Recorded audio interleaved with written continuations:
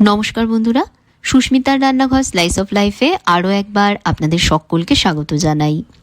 কিছু রান্না আছে যেগুলো যতই সাদামাটা হোক না কেন, খেতে বসলে ছোটবেলার সেই চেনা ঘরের স্বাদটা মনে পড়ে যায়।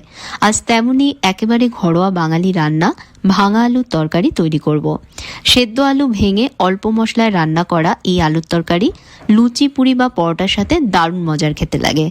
আশা করছি আপনাদেরও ভালো লাগবে আজকের এই সহজ সুস্বাদু নিরামিষ ভাঙা আলুর তরকারির রেসিপিটা। তাহলে আর দেরি না করে রেসিপিটা দেখে নিন। রান্নাটা করবার জন্য আমি এখানে 5টা বড় আলু সেদ্ধ করে আলুর খোসা ছাড়িয়ে রেখেছি। এখন আলুগুলোকে হাত দিয়ে ভেঙে নিচ্ছি। আলুগুলোকে খুব বেশি ম্যাশ না করে একটু বড় টুকরোয় ভাঙবেন, এতে তরকারির টেক্সচারও ভালো আসবে আর খাবার সময় আলুর টুকরোগুলো মুখেও পড়বে।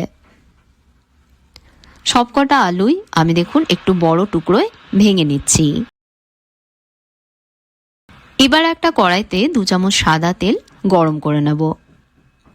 তেল হালকা গরম হলেই এর মধ্যে দিয়ে দেব একটা তেজপাতা, একটা শুকনো লঙ্কা আর 1 চামচ 5 ফোড়ন। ফোড়নটা কয়েক সেকেন্ড ভেজে নিচ্ছি। ফোড়নটা হালকা ভেজে নিয়েই এর মধ্যে দিয়ে দেব সামান্য একটু হিং।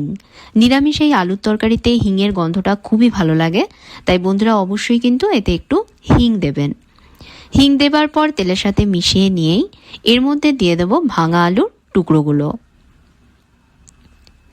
আলুর মধ্যে 1 চামচ নুন দিয়ে এবার আলুগুলোকে একটু ভাজবো, তবে খুব বেশি সময় ধরে নয়, জাস্ট 2-3 মিনিট ভাজবো, যাতে আলুর রংটা লাল না হয়, সাদাই থাকে। 2-3 মিনিট আলু ভেজে নিয়েই এর মধ্যে দিয়ে দেব একটা মাঝারি মাপের টমেটো।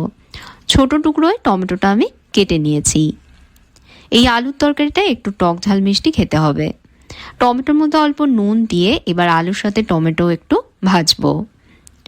খুব বেশি মশলা নয়, খুব বেশি ঝামেলাও নয়, তবুও রান্না হতে হতে যে গন্ধটা বেরোবে তাতেই বুঝবেন আজকে খাওয়াটা হবে দারুণ তৃপ্তিদায়ক।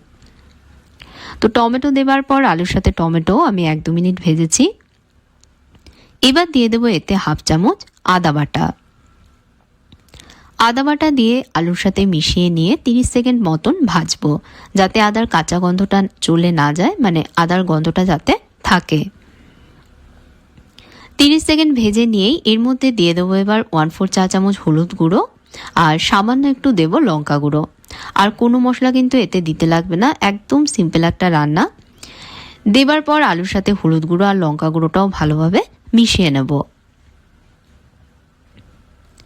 মশলার সাথে আলু ভালো করে মিশে গেলে এর মধ্যে দিয়ে দেবো এবার প্রয়োজন মতন জল, যাতে একেবারে ঘন আর মাখা মাখা ঝোল তৈরি হয়।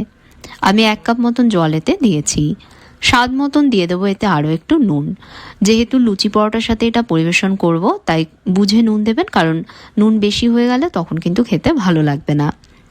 1/2 চামচ এতে দিয়ে দেবো চিনি। একটু চিনি দেওয়ায় টক ঝালের স্বাদটা ব্যালেন্স হবে।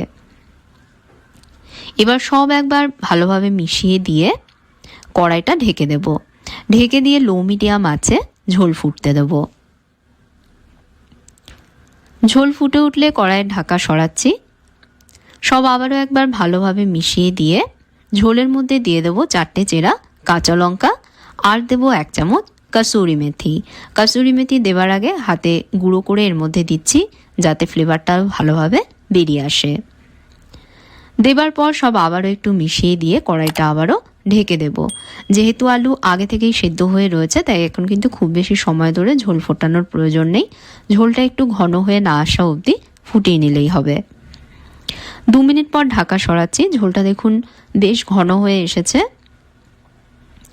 এবার দিয়ে দেবো এতে 1 মুঠো ফ্রেশ ধনেপাতা কুচি। দেবার পর ঝোলের সাথে মিশিয়ে নিয়েই গ্যাসটা বন্ধ করে দেবো। আলুর তরকারির সাথে পরিবেশনের জন্য আমি এখন কয়েকটা লুচি ভেজে নিচ্ছি।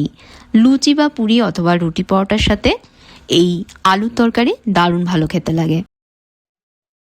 একদম সাদামাটা একটা রান্না, কিন্তু অসম্ভব ভালো খেতে হয় এই ভাঙা আলুর তরকারি। একবার এইভাবে বানিয়ে দেখবেন বন্ধুরা।